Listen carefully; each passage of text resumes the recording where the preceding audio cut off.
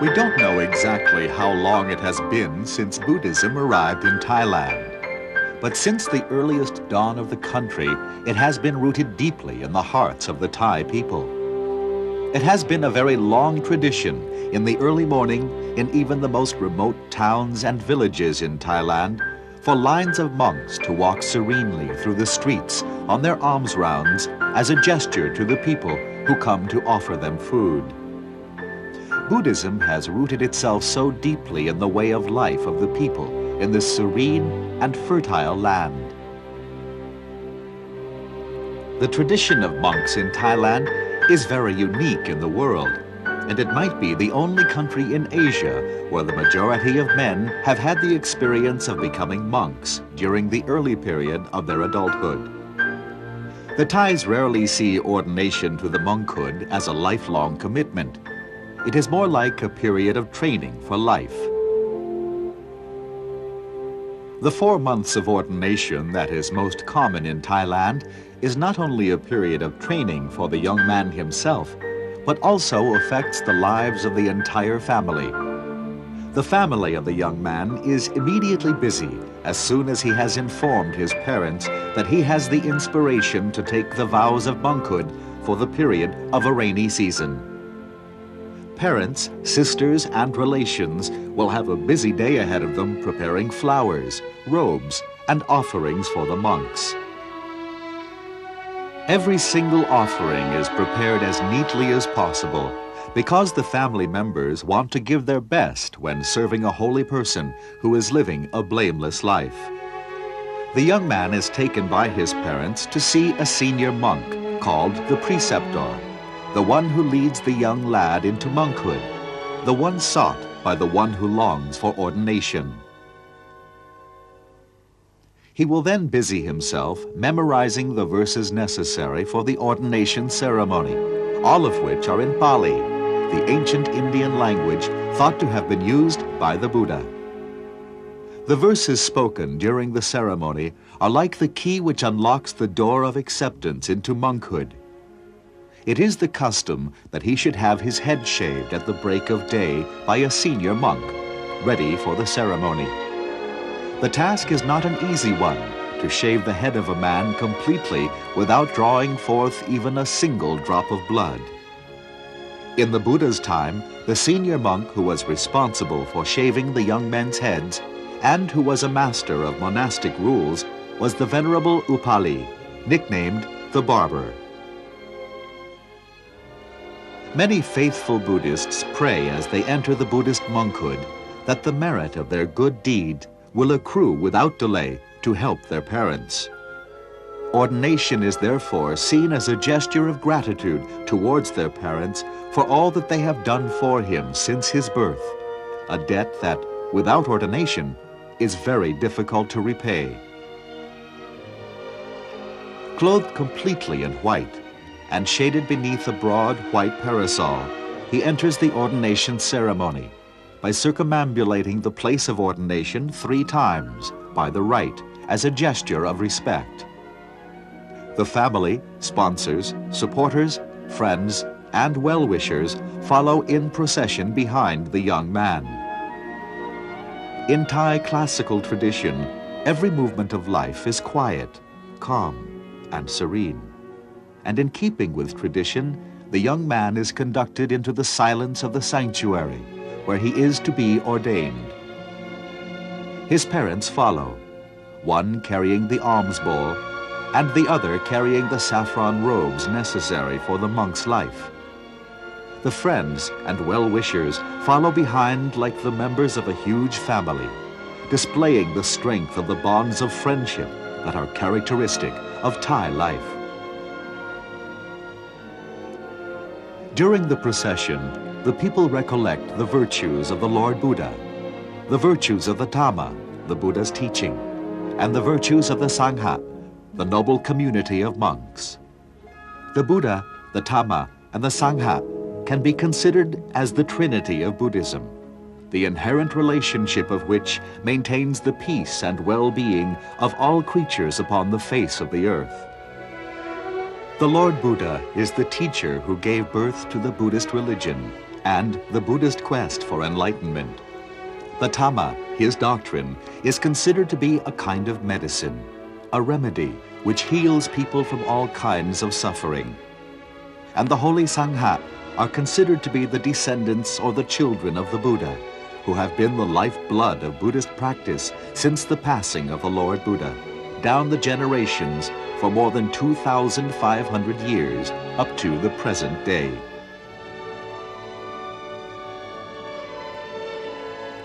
The procession ends inside the temple when the young ordinand reaches the stage of seeking for ordination.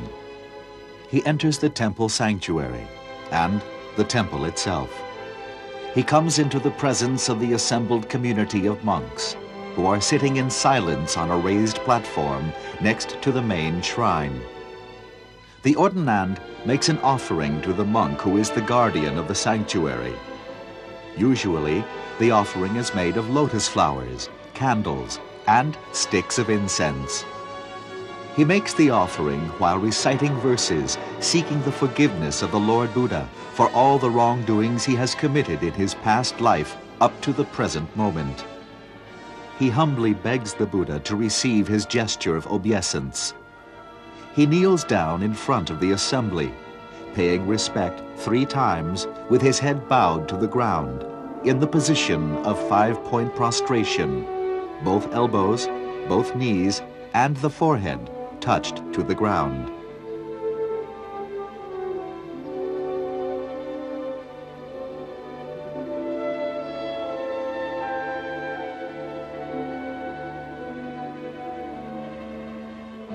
In the same way, the ordinand approaches his parents, seeking too their forgiveness for all wrongs previously committed, because to every ordinand, the parents are considered to be as worthy of respect as the holiest of the venerable monks.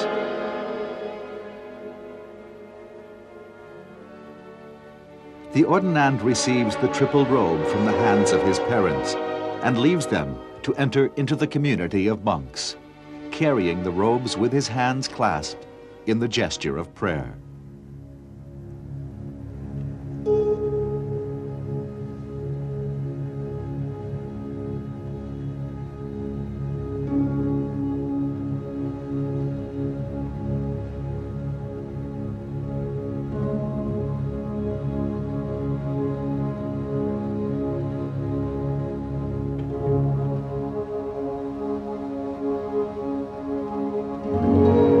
Bows down to offer the robes to his preceptor, together with 2 further sets of offerings, one to ask for the forgiveness of the preceptor, and the other to pay homage to the preceptor, who is like his newfound father for his period of monastic life.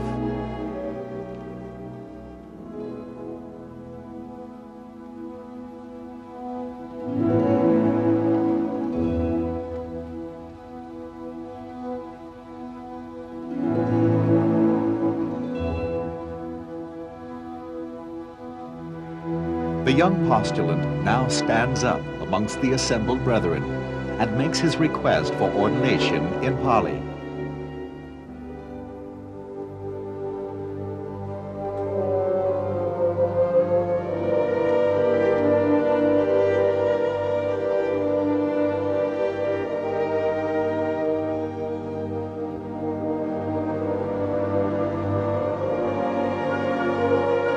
He then kneels down to offer the robes again to his preceptor, who will immediately give an introductory sermon to him about the life of a monk, and describing the admirable intentions of the young man who seeks ordination.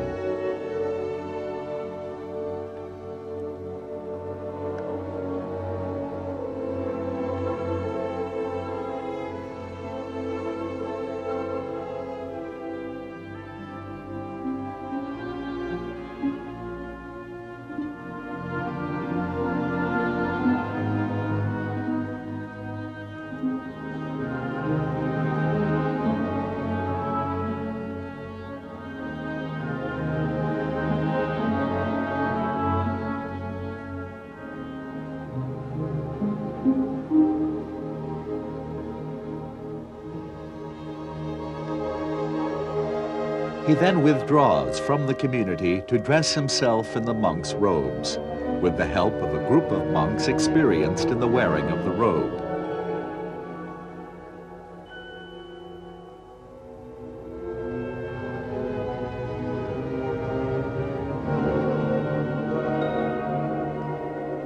The saffron robe comes in 3 parts. The first is a shoulder cloth, reminiscent of the robe of the Buddhist nun.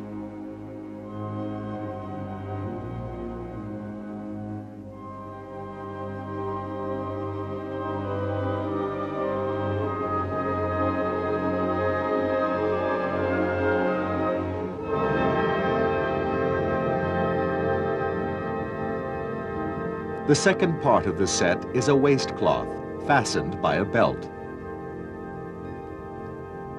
These 2 garments are covered by an upper robe which wraps completely around his body, leaving only his right shoulder uncovered.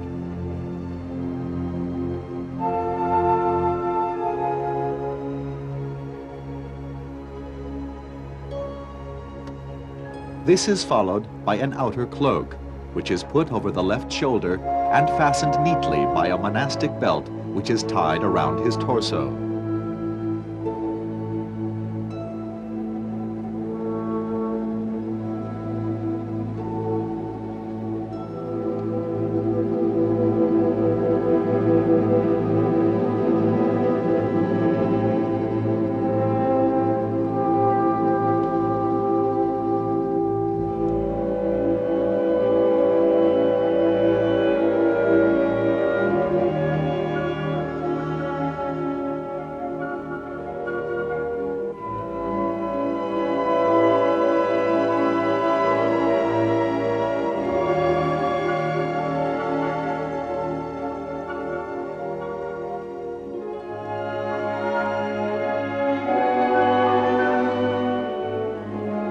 Clad in saffron, he approaches the assembly and pays respect to the important monks, who represent the community from whom he will take the 10 precept vows of the novice. This part of the ceremony has been taken by the Thai monkhood as the ordination for novices.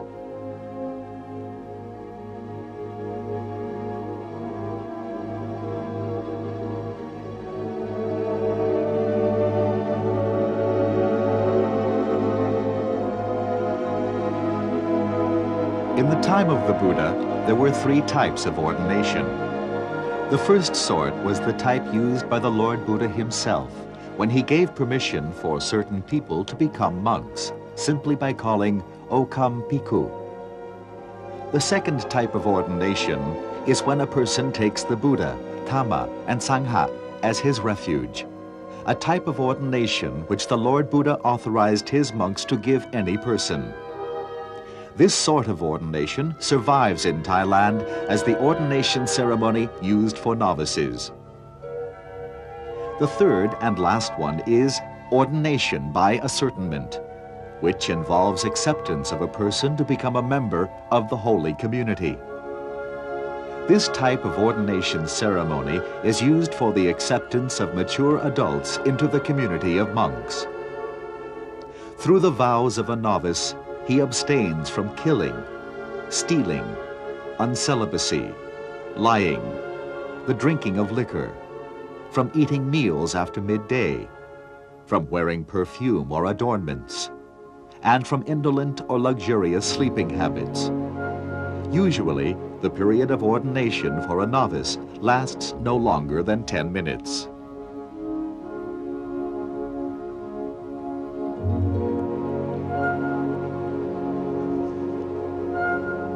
The novice receives the alms bowl from his parents and enters again into the assembly of monks. The bowl is considered to be a very important requisite for the monk. Inside the bowl, there are many utensils needed for the ascetic life, including a razor and its sharpener for shaving the head, and a water filter for removing insects from drinking water.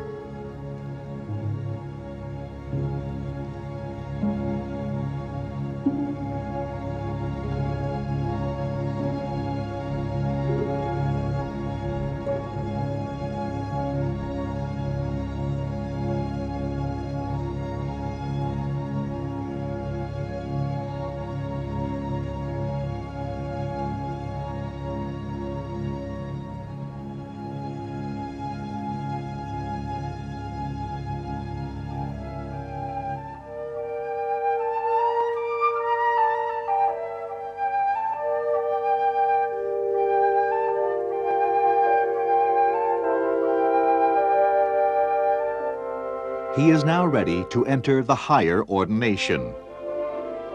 The novice asks for permission to stay with the preceptor. It is usual for the preceptor to grant permission and to go on and give some advice identifying each of the utensils and robes which the novice has received from his parents.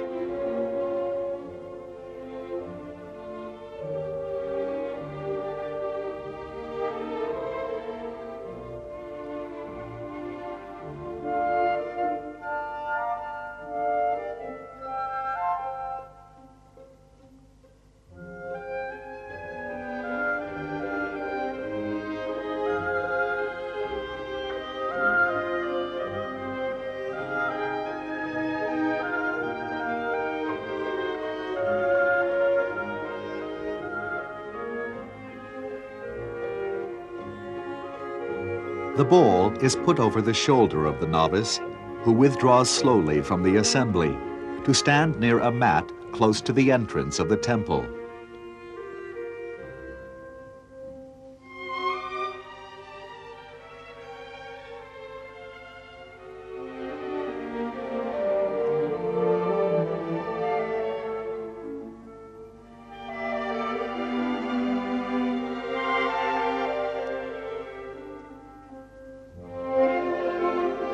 The mat will be the standing place for two representatives of the assembly who come to investigate the various requirements of the new monk.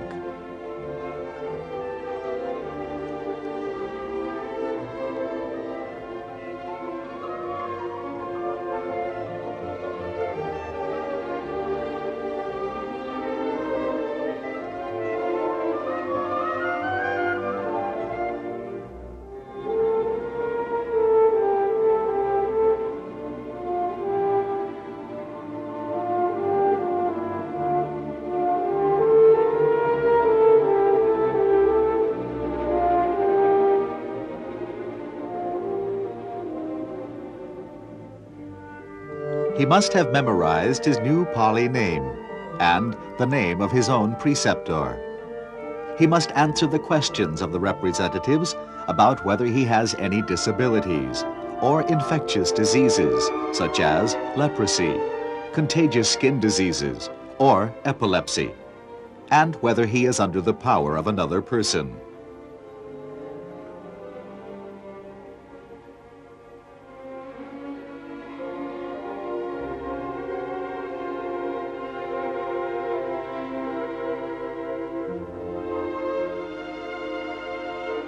They check that he is a man and that he has been given permission by his parents, that he is more than 20 years old, and that he has his own robes and bowl.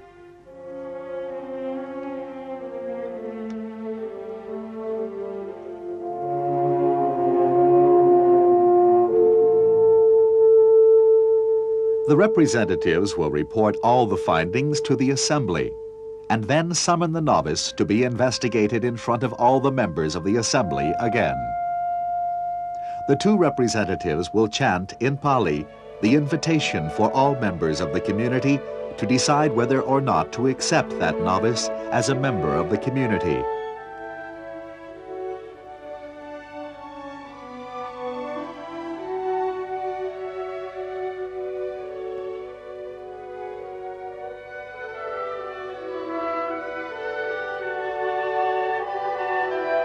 The chanting is repeated in total 3 times for ascertainment, and to give the chance for any of the assembly to raise dissensions about the novice.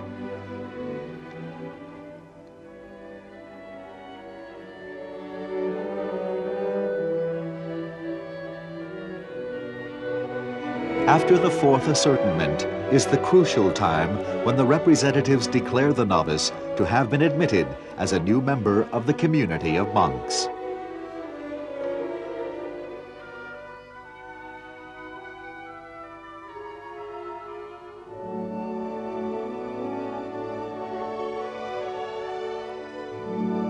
With this declaration, the ceremony is complete, and all the monks clasp their hands together in silence, listening to the chanting. Finishing the chanting, one of the representatives receives an offering from the new monk. and he receives another formal instruction from his preceptor.